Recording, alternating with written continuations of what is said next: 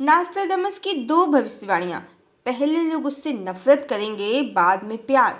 और दूसरी, पहले वो बहुत प्यारा होगा पर बाद में बहुत भयानक होगा। हेलो फ्रेंड्स, पहली भविष्यवाणी, पहले लोग उससे नफरत करेंगे, बाद में प्यार। ये तो पहले से ही डिकोड है। हमारे प्राइम मिनिस्टर नरेंद्र दामोदर दास मोदी शुरू में किसी को कहाँ अच्छे लगते थे। लोग उन्हें अनपढ़, गंवार और दंगाई समझते थे, पर उन्होंने अपनी नीतियों से देश, दुनिया और सनातन प्रेमियों सबका दिल जीत लिया है। उनकी विदेश नीति की तो दुनिया कायल है। अपने विचारों पर, अपने उसूलों पर स्थिर रहकर, दृढ़ रहकर भी उन्होंने दुनिया के हर देश का साथ हासिल किया है। अब तक के सबसे सफल प्राइम मिनिस्टर हैं वो, इससे कौन इनकार कर सकता है। तो नास्त्राडमस की ये भविष्यवाणी तो हमारे प्राइम मिनिस्टर के लिए ही है, देश और दुनिया में उनका वर्चस्व है। पर दूसरी भविष्यवाणी इसके ठीक विपरीत है।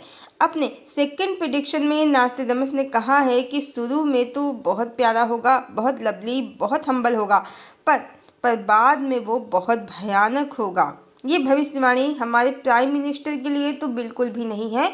ये भविष्यवाणी परमात्मा के लिए ही है, जो सशरीर धरा पर उपस्थित हैं। जहाँ भी वो हैं इस समय, तो वो एक बहुत ही केयरिंग, लविंग पर्सन है। उनके संपर्क में डायरेक्टली जो भी लोग हैं वो उनके प्रेम के पात्र हैं। और जैसा कि सभी एस्ट्रोलॉजर कह रहे हैं कि भगवान इस समय लगभग 40 ईयर्स ओल्ड हैं और ये समय दुनिया के लिए बहुत खास है। क्यों खास है? क्योंकि इस समय से देश और दुनिया में अब मेजर चेंजेस शुरू होंगे।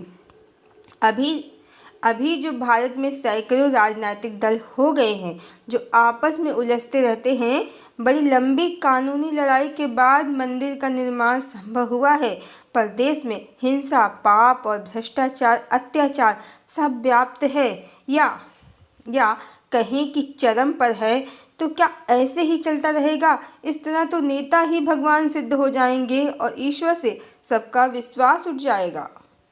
तो सत्य को जाने, अभी तक विश्व और भारत में जो कुछ भी घटित हुआ है, चाहे मस्जिद टूटे या मंदिर बने, सबके पीछे उसी परम चेतना की ऊर्जा है जो इस समय धरा पर उपस्थित है सशरीर। और आने वाला समय अब सामान्य नहीं है। अब हिंसा, अराजकता, मनुष्यों की जो देन है वो बढ़ेंगे और प्राकृतिक आपदाएं, महामारियां मनुष्यों को सताएंगी। और निकट भविष्य में धरती का पोल शिफ्ट जो हो रहा है, तो 2043 आने से पहले ही नॉर्थ पोल साउथ पोल बन जाएगा। कंपास जो दिशा निर्धारित करने का यंत्र है, उसे पुनः नए प्रारूप से निर्धारित करना पड़ेगा, अन्यथा ये पूर्व को पश्चिम बताएगा और इस समय कयामत की स्थिति उत्पन्न होगी। भूकंप, सुनामी इत्यादि सब आएंगे, जिसकी भविष्यवाणी हदीस में है। नई दुनिया शुरू होने से पहले सूर्य पश्चिम में निकलेगा थोड़े समय के लिए, तो ये वही समय होगा। और इस समय के आने से पहले देशों के बीच में घमासान युद्ध भी होगा। और ये समय अवश्य ही वो होगा जब परमात्मा सबके सामने होंगे और उनका बल और पराक्रम दुष्ट जनों को, आसुरी शक्तियों को भयभीत करेगा। भगवान तब भयानक ही होंगे। लोग सोचते हैं कि बाहुबली फिल्म में या क्रिस फिल्म में या हिंसक फिल्मों में जहां हीरो आवश्यकता से ज़्यादा ड्रामा करते हैं, वहां भगवान की स्टोरी या एनर्जी दिख रही है, पर ऐसा नहीं है। भगवान तो सौम्य और बहुत ही प्यारे हैं और बाहुबली की तरह भारी शिला को उठाकर या क्रिस की तरह हवा में उड़कर या हिंसक फिल्मों के हीरो की तरह वो लोगों से मार धार नहीं करेंगे। वो प्रकृति को ही नियंत्रण में कर लेंगे। अभी तक जो पौराणिक कहानियाँ आपने सुनी हैं कि भगवान ने गोवर्धन पर्वत उठा लिया या किसी राक्षस को हवा में ही मार दिया, तो अब जो परमात्मा की शक्ति आप देखेंगे तो जानेंगे कि भगवान की सत्ता और शक्ति इन कहानियों से कहीं ज़्यादा है। इतनी कि वो संपूर्ण धरा को नियंत्रण में कर लें अपने। और यही रूप अब संसार परमात्मा का देखेगा। ऐसा नहीं है कि परमात्मा पौराणिक कहानियों के अनुसार आपको अजब गजब करतब दिखाएंगे। ऐसे ही नहीं है। आपके कल की भगवान 64 कलाओं से युक्त द्वापर के श्री कृष्ण अवतार से वो 4 गुना शक्तिशाली हैं। क्या उनकी महिमा होगी, इसका अनुमान भी नहीं लगाया जा सकता है। और अभी जो हमने देवी राधा और देवी सीता का सत्य बताया है अपने चैनल पर बार बार, तो जो इसे सत्य नहीं समझते हैं, भगवान श्री कृष्ण की रानियों को जो मात्र आसक्त जीवात्माएं थीं, उन्हें देवी लक्ष्मी का विभाजन या विस्तार समझते हैं, तो उन्हें भी इस बार माँ आदिशक्ति का विभाजन करने के लिए, परमात्मा का सत्य स्वरूप बिगाड़ने के लिए, भगवान को मल्टीपल रिलेशन रखने वाला, पॉलीजेनी को सपोर्ट करने वाला, रसिया बहुपत्नीवादी बताने के लिए परमात्मा की जोरदार फटकार लगेगी।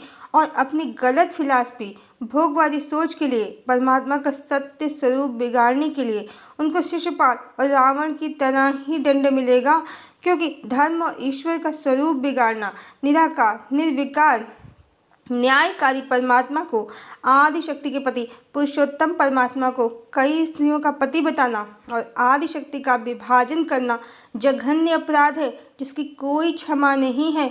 और अब भोगवादी और कामी परमात्मा के भयानक स्वरूप को देखेंगे, और जो पूरे कलिकाल में भगवान श्री कृष्ण और देवी राधा आदिशक्ति का अपमान किया है, उसका फल प्राप्त करेंगे। भगवान एकमात्र आदिशक्ति के पति हैं। जब वो शिव हैं तो वो शक्ति हैं, पार्वती हैं। जब वो ब्रह्मा हैं तो वो ब्रह्माणी हैं। जब वो विष्णु हैं तो वो लक्ष्मी हैं। यही देवी का त्रिपुर सुंदरी रूप है और परम ब्रह्म का वास्तविक और सही स्वरूप है। एक ही परमात्मा है, कई परमात्मा नहीं है। आदिशक्ति के पति पुरुषोत्तम परमात्मा को बहुपत्नीवादी बताकर और आसक्त स्त्रियों को आदिशक्ति का विभाजन बताकर, देवी को आदिशक्ति को विभाजित करके भोगवादियों ने जो गलत फिलॉसफी चलाई है, तो अब भगवान लवली और क्यूट नहीं रहेंगे। बहुत क्रोधित हैं वो कलिकाल में कामियों, पापियों, भोगवादियों का सब ड्रामा देखकर।